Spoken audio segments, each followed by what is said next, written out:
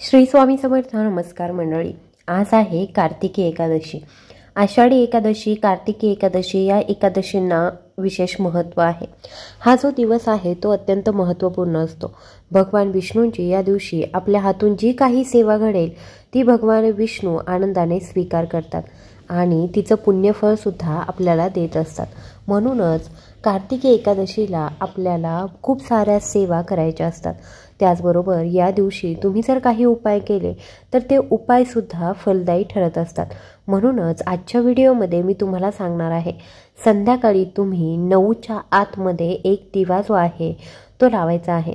हा दिवा कसा लावायचा, कुठे लावायचा, ही संपूर्ण माहिती जाणून घेण्यासाठी व्हिडिओ अगदी शेवटपर्यंत बघा. त्याचबरोबर आज संध्याकाळी साधारणतः 7च्या दरम्यान आपल्याला कापुरासोबत काही वस्तूसुद्धा जाळायच्या आहे. या वस्तू जर तुम्ही विशेष तिथीला तुमच्या घरामध्ये जाळल्या तर त्याचा खूप चांगला शुभ परिणाम तुम्हाला बघायला मिळेल. तुमच्या घरातील सर्व नकारात्मक ऊर्जा निघून जाईल आणि सकारात्मकतेचा प्रभाव तुम्हाला तुमच्या घरामध्ये दिसायला लागेल. घरामध्ये सततचं आजारपण असेल, पैसा टिकत नसेल, पैसा पुरत नसेल, लक्ष्मी स्थिर राहत नसेल तर अशा बऱ्याचशा संकटांपासून तुमची सुटका होऊ शकते. घरामध्ये नेहमीच वादविवाद होत असतील किंवा मग नवरा बायकोचं पटत नसेल, घरामधील व्यक्तींचं इतरांसोबत पटत नसेल, घरामध्ये वारंवार आजारपण येत असेल, या सर्व समस्यांवर तुम्हाला हा उपाय जर केला तर नक्कीच मार्ग मिळणार आहे. हा उपाय कोणता आहे, कसा करायचा जाणून घेण्यासाठी शेवटपर्यंत व्हिडिओ बघत राहा. तर बघा, आज आहे कार्तिकी एकादशी आणि ही एकादशी भगवान विष्णूंना समर्पित आहे. भगवान विष्णूंचं विष्णू सहस्रनाम स्तोत्र जे आहे ते आपण या दिवशी पठण करायचं आहे. तुम्ही कोणत्याही स्वरूपामध्ये हे पठण करू शकता. म्हणजे काय, तुम्ही एखाद्या विशिष्ट पद्धतीचा दिवा लावून हे स्तोत्र जे आहे ते पठण करू शकता किंवा मग एक तुळशीपत्र अर्पण करत विष्णू सहस्रनामाचं पठण करू शकता किंवा फक्त हात जोडून भगवान विष्णूंसमोर बसून तुम्ही विष्णू सहस्रनामाचं पठण जे आहे ते करू शकता. आता तुम्हाला एक अत्यंत प्रभावी असा उपाय सांगते, जो तुम्ही जर आजच्या दिवशी केला तर त्याचा परिणाम असा होतो की कोणत्याही प्रकारची नकारात्मक ऊर्जा तुमच्या घरामध्ये प्रवेश करत नाही. सर्वात महत्त्वाचं, तुम्हाला हा उपाय करण्यासाठी 11 तुळशीपत्र लागणार आहेत.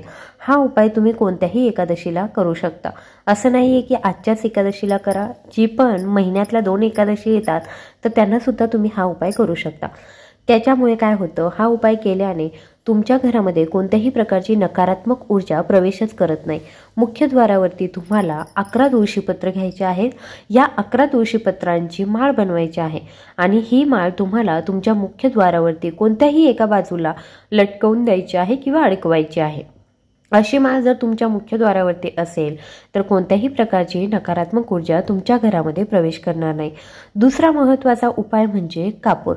आता आपल्या सर्वांना माहीत आहे की भीमसेनी कापूर हा अत्यंत प्रभावी आहे आणि भीमसेनी कापूर जर तुम्ही तुमच्या घरामध्ये जाळत असाल तर तुमचे पैशांशी संबंधित प्रश्न जे आहे ते सुटतात, तुमचे वादविवाद कमी होतात, तुमच्या घरामधली नकारात्मक ऊर्जा निघून जाते आणि सकारात्मकतेचा प्रभाव वाढतो. म्हणूनच आपल्याला काय करायचं आहे, एका वाटीमध्ये किंवा मग एका पंतीमध्ये, मातीच्या पंतीमध्ये थोडेसे तांदूळ घ्यायचे आहे.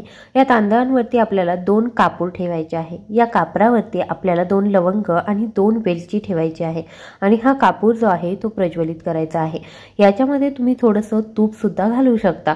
या गोष्टी प्रज्वलित करत करत ओम नमो भगवते वासुदेवाय नमः, ओम नमो भगवते वासुदेवाय नमः या मंत्राचा जप करायचा आहे आणि संपूर्ण घरभर, ही वाटी असेल किंवा पंती असेल ती घेऊन संपूर्ण घरभर ओम नमो भगवते वासुदेवाय नमः या मंत्राचा जप करत करत आपल्याला फिरायचा आहे.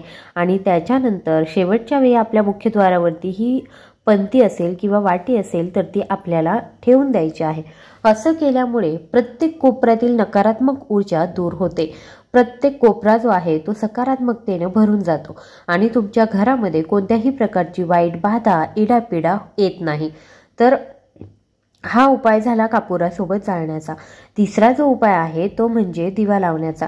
आजच्या दिवशी दिवा लावण्याला विशेष महत्त्व आहे. संध्याकाळच्या वेळी आपल्याला एक कणकेचा, मातीचा किंवा कोणत्याही धातूचा एक दिवा घ्यायचा आहे. हा दिवा घेतल्यानंतर तुम्हाला एका प्लेटमध्ये हळद कुंकू मिश्रित एक स्वस्तिक काढायचं आहे. या स्वस्तिकवरती थोडेसे तांदूळ किंवा मग थोडेसे पांढरे तीळ जे आहे ते ठेवायचे आहे. त्याच्यानंतर तुम्हाला हा दिवा त्याच्यावरती ठेवायचा आहे. हा दिवा प्रज्वलित करायचा आहे.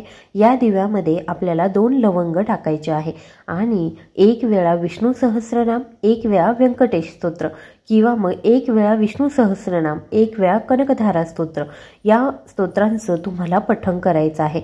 आणि हा दिवा रात्रभर म्हणजे जेवढा वेळ तुमच्या देवघरामध्ये चालेल तेवढा वेळ हा दिवा चालून द्यायचा आहे.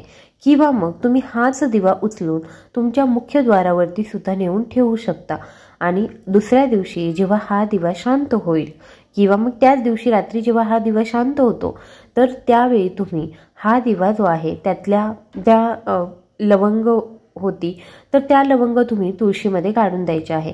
हा दिवा कोणत्याही अशा ठिकाणी ठेवून द्यायचा जिथे छोटे छोटे कीटक येऊन हा दिवा खाऊ शकतील. किंवा मग तुम्ही जर स्टीलचा किंवा मग कोणत्याही धातूचा दिवा वापरलेला असेल तर तो दिवा तुम्ही पुन्हा तुमच्या वापरात घेऊ शकता. फक्त कणकेचा दिवा असेल तर तो तुम्ही बाहेर एखाद्या झाडाखाली नेऊन ठेवायचा आहे, जेणेकरून इतर पक्षी प्राणी येऊन तो दिवा खाऊन जाते. तर अशा पद्धतीने हा दिव्याचा उपाय जो आहे तो तुम्हाला करायचा आहे. या दिव्यामुळे तुमच्या घरातील इडापिडा ज्या आहे त्या 24 तासांमध्ये समाप्त होतील. त्याचबरोबर नकारात्मक ऊर्जा कधीच तुमच्या घरामध्ये प्रवेश करू शकणार नाही आणि जी काही नकारात्मकता तुमच्या घरामध्ये आहे तर ती नकारात्मकता सुद्धा दूर होण्यास मदत होईल. अशा पद्धतीने हा उपाय आपणा सर्वांना आपल्या घरामध्ये संध्याकाळच्या वेळी करायचा आहे. हा उपाय अगदी तुम्ही म्हणजे हा दिवा अगदी तुम्ही रात्री 9 वाजेपर्यंत लावला तरी सुद्धा हरकत नाही, पण प्रत्येकाने हा दिवा नक्की लावा. माहीत आहे खूप सारी गडबड असते, महिलांच्या मागे खूप सारी कामं असतात, पण अशा जर काही गोष्टी तुम्ही केल्या, अशा गोष्टी फॉलो केल्या तर त्यांचा नक्कीच तुम्हाला खूप चांगला फायदा होऊ शकतो आणि तुमच्या घरामध्ये तुमची वास्तू जी आहे ती नेहमी सकारात्मक राहू शकते. म्हणून आपली वास्तू सुधारण्यासाठी आपण हे छोटे मोठे उपाय नक्की करायला हवेत. आय होप ही माहिती तुम्हाला आवडली असेल तर जास्तीत जास्त महिलांपर्यंत नक्की शेअर करा. चॅनलवर नवीन असाल तर चॅनलला सबस्क्राईब करा. धन्यवाद.